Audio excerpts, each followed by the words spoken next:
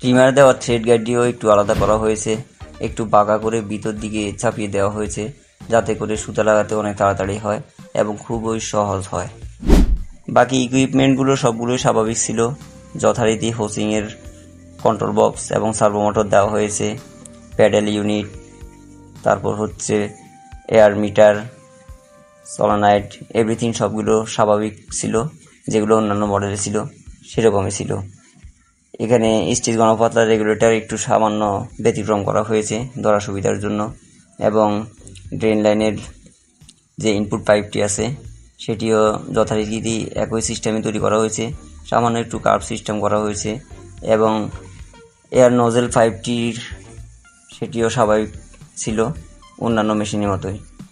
তো বন্ধুরা, এই ছিল আজকের ভিডিওটি ভালো লাগলে লাইক করতে ভুলবেন না, এবং কোনো প্রকার মতামত থাকলে তা কমেন্ট বক্সে জানাবেন।